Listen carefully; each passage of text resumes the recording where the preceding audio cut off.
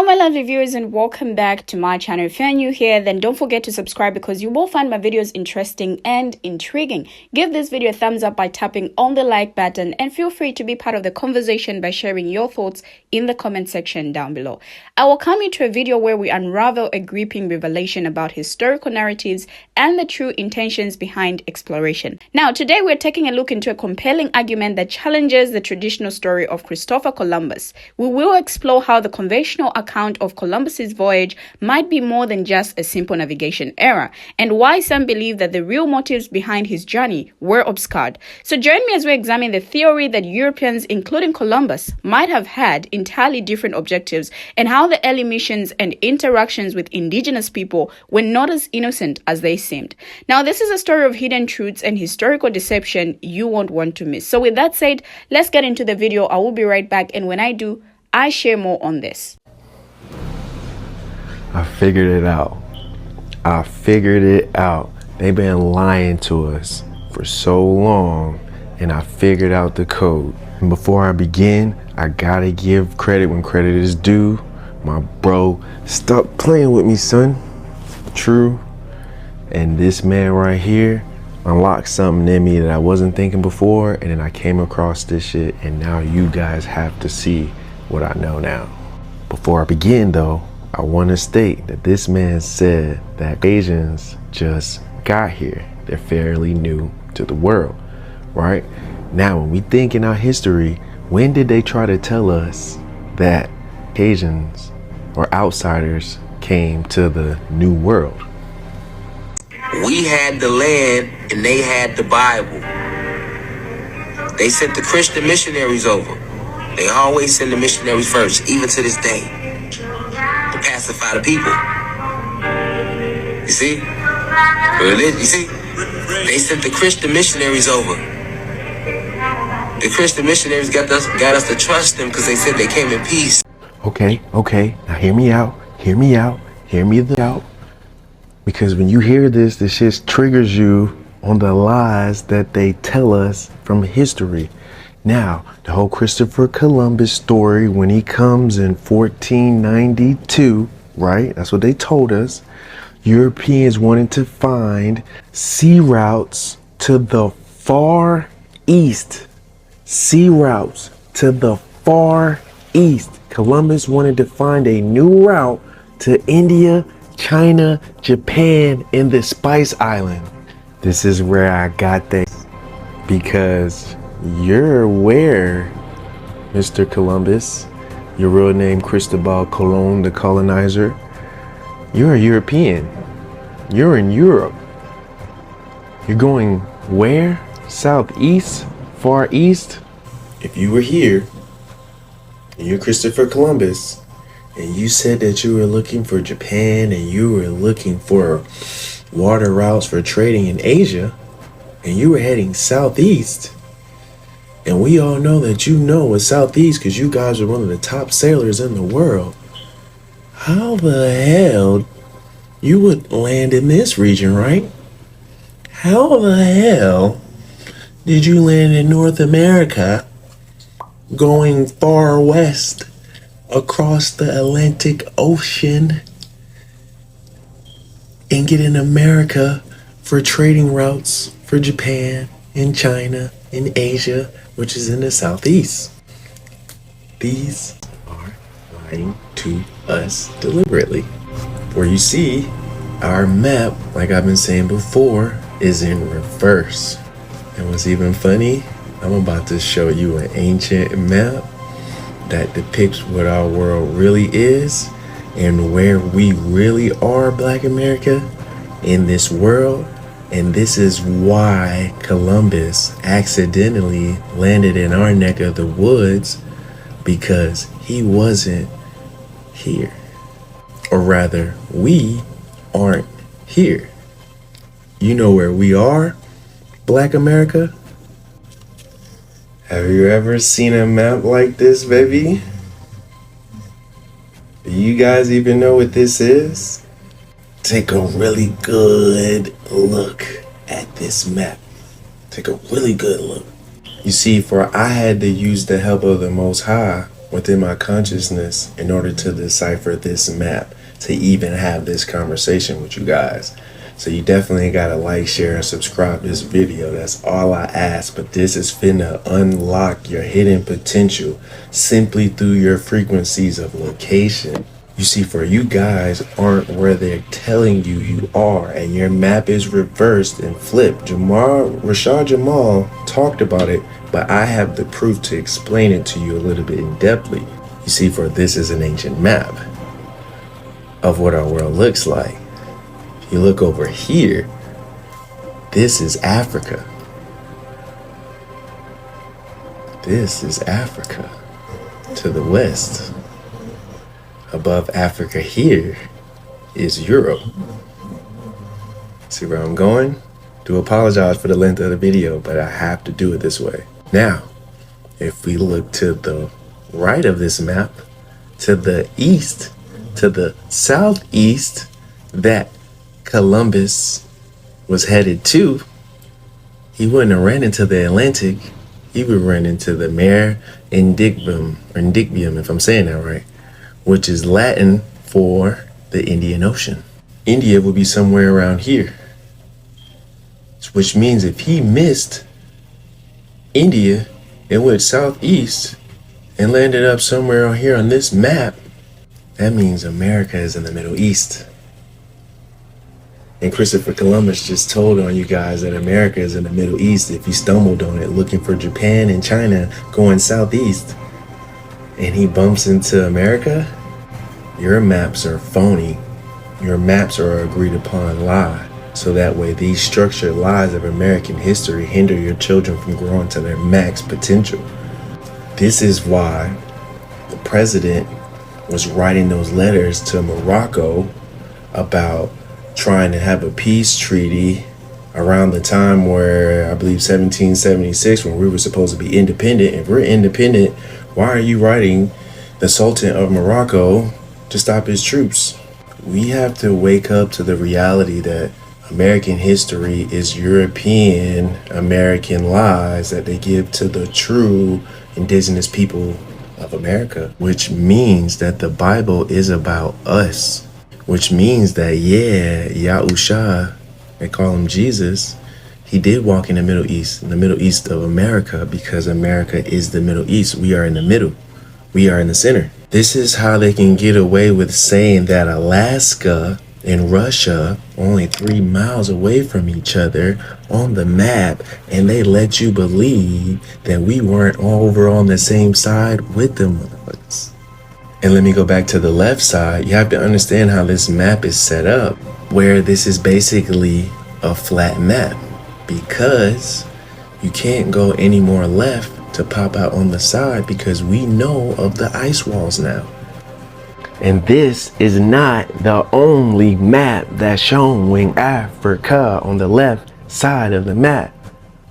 So if Europe is above Africa, they flipped our map to make it seem like, oh, we adopted the westernized of the world. We are the East.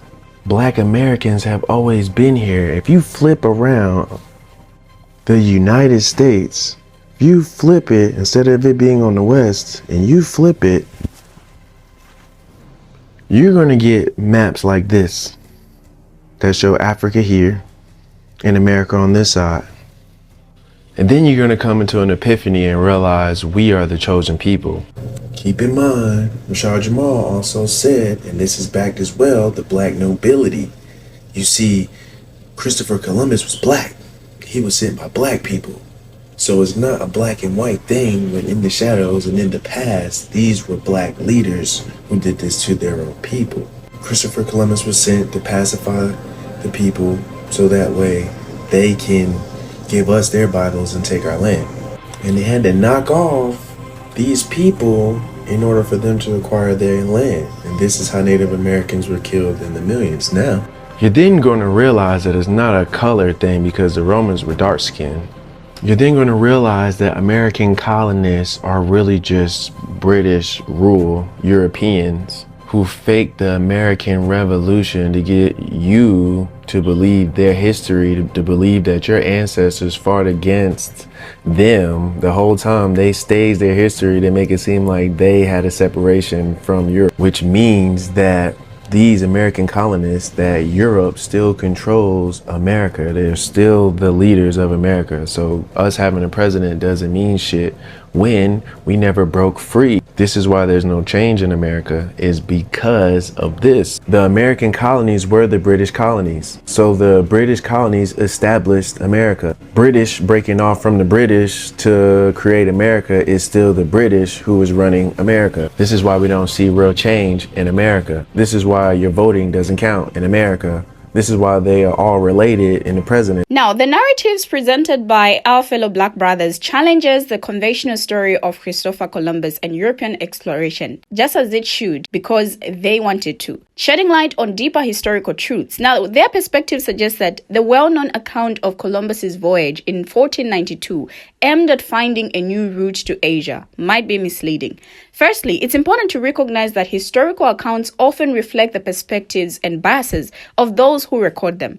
Now, the idea that Columbus, intending to reach Asia by sailing west, ended up in North America raises questions about the accuracy and intent behind the voyages. Empirical evidence supports the notion that European exploration was driven by more than just trade routes. For example, pre-Columbian contact between Europeans and the Americas is supported by various archaeological findings. No settlements such as lands or meadows in Newfoundland demonstrate that Europeans had reached North America before Columbus.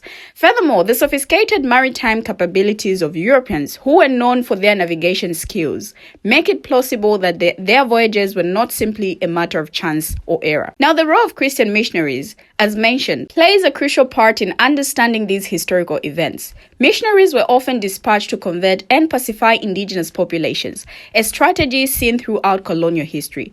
Now, this approach was not merely about spreading faith, but also about establishing control and influence, aligning with broader colonial objectives. Now, the claim that Columbus's voyage might have been a cover for deeper motives is supported by the broader context of European colonial ambitions. The age of exploration was marked by intense competition among European powers for territorial expansion and resource extraction. Thus, Columbus's journey could be interpreted as part of this larger geopolitical strategy rather than a straightforward quest for a trade route. Now, the assertion that we had the land and they had the Bible encapsulates a profound historical truth about the interactions between indigenous people and European colonizers. This phrase highlights how European powers, armed with religious ideologies and missions, exploited their perceived moral and spiritual superiority to assert dominance over indigenous populations. When European explorers and missionaries arrived in the Americas, they encountered complex, established civilizations with their own rich cultures, governance systems, and belief structures. Yet the colonizers approached these societies not just with a desire for territory and resources, but also with the intention of imposing their religious beliefs and cultural norms. Now, the Bible, as the brother's statement suggests, became a tool for justifying and facilitating the subjugation of indigenous people. Christian missionaries, often seen as agents of goodwill, were instrumental in this process. They positioned themselves as bringers of salvation, claiming that their spiritual mission was a benevolent endeavor. In reality, this was a strategic move to gain trust, soften resistance, and ultimately pave the way for more insidious forms of control. Now, the impact of this strategy was devastating. Missionaries frequently sought to dismantle indigenous spiritual practices and replace them with Christianity. They portrayed their own beliefs as the epitome of truth and civilization, thereby devaluing and erasing indigenous cultures and traditions. Now, this religious imposition was not merely about converting individuals, but was intertwined with broader efforts to control and assimilate entire communities. Empirical evidence underscores the harm caused by these missionary efforts. Historical records reveal that indigenous peoples were often coerced into conversion, with resistance met by punitive measures. Moreover, the destruction of sacred sites and cultural artifacts, alongside the forced assimilation of indigenous children in missionary schools, reflects a systemic attempt to eradicate indigenous identities. Now, the notion that we had the land and they had the Bible underscores the manipulative and coercive tactics used by European colonizers. The Bible served as a veneer of legitimacy for actions that were fundamentally about domination and control. Now, this historical dynamic highlights the ways in which religious and cultural ideologies were employed to undermine and subjugate indigenous societies, leaving lasting impacts that resonate to this day. Now, when we look at the impact of Christian missions on indigenous beliefs, Christian missions significantly impacted indigenous beliefs, often leading to their suppression, alteration, or complete eradication. Now, Christian missions, particularly during the colonial era, had a profound impact on indigenous beliefs around the world. The primary goal of these missions was to spread Christianity, which often meant suppressing or eradicating existing indigenous beliefs. Now, this was achieved through a variety of means, including forced conversions, the destruction of indigenous religious symbols and places of worship, and the imposition of Christian rituals and practices.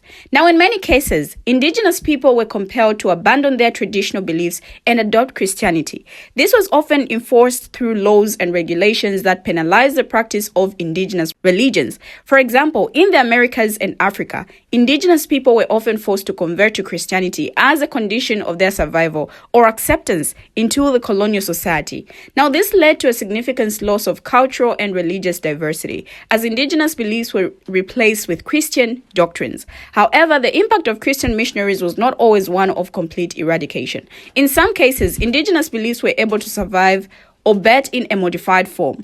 Now, this often occurred through a process of syncretism, where elements of indigenous beliefs were combined with Christian beliefs to create a new hybrid form of religion. For example, in Latin America, indigenous beliefs about nature and the spirit world were often incorporated into Christian practices, resulting in a unique blend of Christian and indigenous beliefs. The impact of Christian missions on indigenous beliefs was not uniform across different regions and cultures. The degree to which indigenous beliefs were suppressed or altered varied greatly, depending on factors such as the strength of the indigenous belief system, the strategies employed by the missionaries, and the level of resistance from the indigenous population. We have finally come to the end of the video, but what do my viewers have to say? Share your thoughts as well in the comment section and let's have a conversation there. Thank you for always watching and see you in my next video as I bring you another interesting video.